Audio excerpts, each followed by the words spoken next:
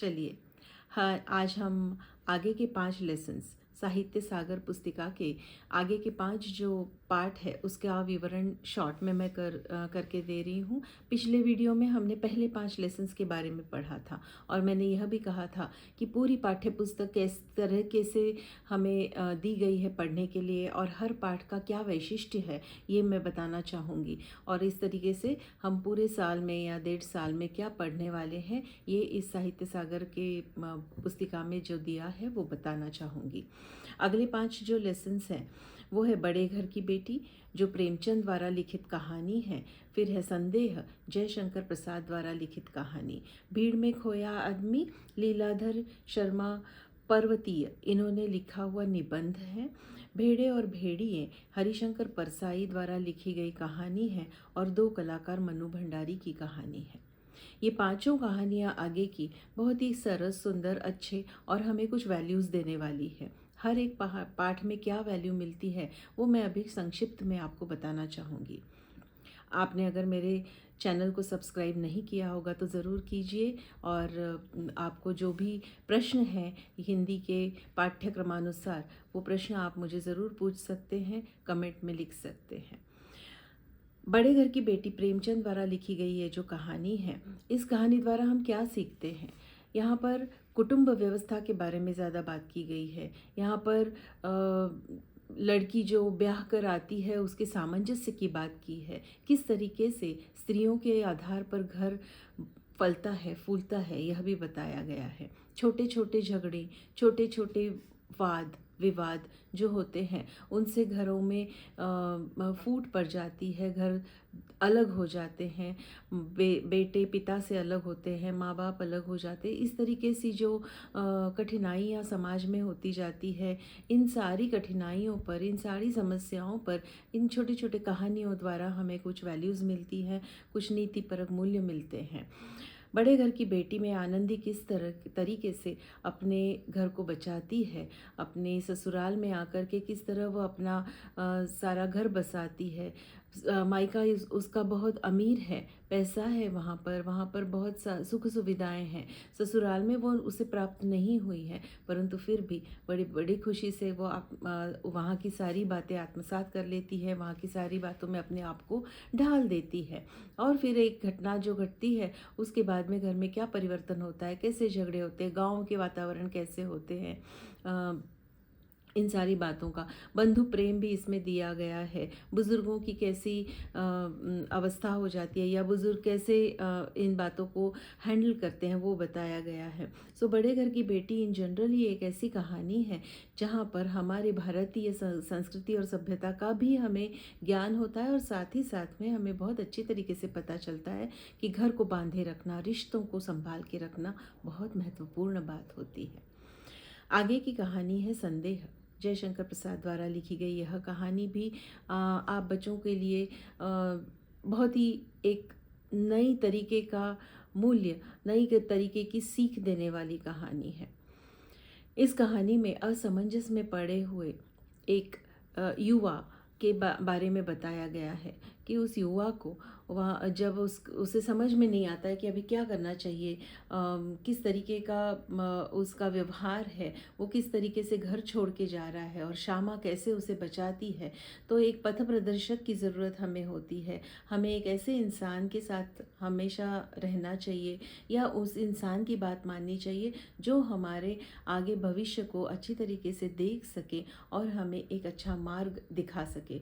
अच्छे मार्ग दिखाना, अच्छे मार्ग पर चलना सिखाना, ये इस कहानी का यहाँ पर मूल्य है। और इस कहानी से हमें यही पता चलता है कि किस तरह श्यामा राम निहाल को एक अच्छी दिशा देती है, उससे उसके मन में जो उधेड़ बुन मची हुई है उसे कैसे सुलझाती है। आगे है भीड़ में खोया आदमी, यह निबंध है और इस निबंध में लीलाधर शर्मा पर्वतीय ने हमारे देश में जिस तरीके से अभी जनसंख्या वृद्धि के कारण अनेक समस्याओं का सामना करना पड़ रहा है। ये छोटी छोटी समस्याएं कब बड़ी हो जाती है और इस तरीके से बड़ी हो जाती है कि सारा मतलब इंडिविजुअल जो वैयक्तिक जो हमारी उन्नति होनी चाहिए उससे तो वो तो होती ही नहीं है, देश की उन्नति पर भी किस तरह प्रभाव पड़ता है। जनसंख्या वृद्धि एक सही मायने में बहुत बड़ी समस्या है और आप बच्चे स्कूलों में ये बात बताना या पढ़ाना चाहते हैं क्योंकि आगे की ये जनता नागरिक इस बात को समझकर आगे बढ़ें कि जनसंख्या वृद्धि के कारण कितने क्षेत्रों में क्या क्या परेशानियों का सामना करना पड़ता है। और वही बात यहाँ पर बताई गई है कि किस तरीके से लेखक के जो अभिन्न मित्र हैं बाबू श्यामला कांत, उनके घर में किस तरह बच्चे हैं, भीड़ है और हर एक बच्चा, उनकी पत्नी, वो खुद भी कौन सी समस्याओं का सामना करते हैं। घर लो, अस्पताल लो, फिर वह राशन की दुकान हो, नौकरी की बात हो, हर जगह भीड़ ही भीड़ होने के कारण क्या क्या परेशानियाँ आती है और इस तरीके से इंसान कैसे जूझता रहता है उससे और भीड़ में खो जाता है। और ये एक निबंध है, ज़रूर पढ़ना चाहिए और इससे हमें जो भी सीख दी है वो सीख आत्मसात करनी चाहिए। आगे का पाठ है भेड़े और भेड़िए। भेड़े भेड़िए हरिशंकर परसाई ने लिखी हुई कहानी है। हरिशंकर परसाई जो कि बहुत ही व्यंग्यात्मक कहानियाँ लिखते हैं और उनकी विनोदी का ढंग से लिखते हैं। बहुत अच्छी तरीके से उन्होंने इस पाठ में हमें इलेक्शंस जो हम मत देते हैं हमारा और चुनते हैं नेताओं को, उसका महत्व बताया है कि किसी भी नेता को चुनते हुए हमें कितनी हमारा एक एक वोट कितना महत्वपूर्ण होता है और उस के बारे में सोच समझकर हमने ये कदम उठाना चाहिए, हमने सोच समझकर अपना मतदान करना चाहिए। ये एक महत्वपूर्ण बात है और उन्होंने इस पाठ में वो बहुत ही रोचक ढंग से बताई गई है। जंगल है, जंगल के प्राणी हैं और हर प्राणी की खूबियाँ लेकर के उन्होंने उसको किस तरीके से मनुष्य जीवन को भी जोड़ा है। ये बहुत ही रोचक और सुंदर तरीके से ढंग से लिखी गई कहानी है, ज़रूर इसे पढ़ना चाहिए। आगे और 10वां लेसन है दो कलाकार। ये बहुत ही सिंपल कहानी है परंतु फिर भी इससे भी जो मूल्य मिलते हैं, इससे भी जो सीख मिलती है वो बहुत ही अच्छी है। दो सहेलियों के बीच की ये कहानी है, उनके विचारों की कहानी है। इस कहानी में उन्होंने बहुत ही अच्छी तरीके से बताया गया है, बहुत अच्छी तरीके से बताया है कि किस तरीके से चित्रा और अरुणा की मित्रता है, कितनी घनिष्ठ मित्रता है दोनों में, दोनों कितने साल इकट्ठा रहे हुए हैं परंतु दोनों के विचारों में फ़र्क है और ये जो फ़र्क है उस फ़र्क से क्या अंत में हो जाता है, क्या होता है और किस तरीके से चित्रा जो बहुत पढ़ लिख कर वापस आती है, जिसने एक बाहर सीखने के लिए जाने से पहले चित्र खींचा था, बूढ़ी एक जो है भिखारिन वो मर गई है और उसके बच्चे उसके बिलख कर रो रहे हैं और इसमें उसकी कला दिखानी थी और वो चित्र खींच कर आ जाती है।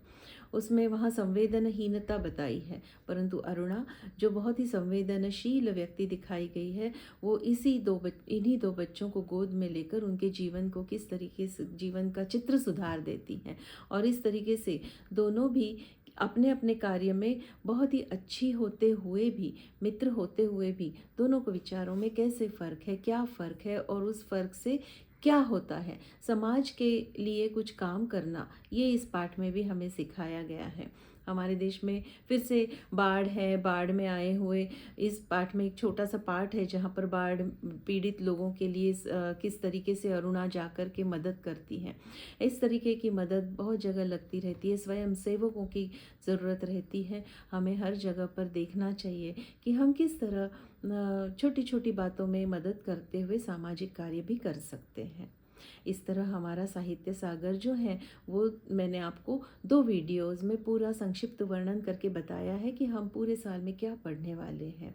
आपको मेरा वीडियो अच्छा लगे तो ज़रूर लाइक कीजिए, कमेंट कीजिए, सब्सक्राइब कीजिए। All the best children, bye.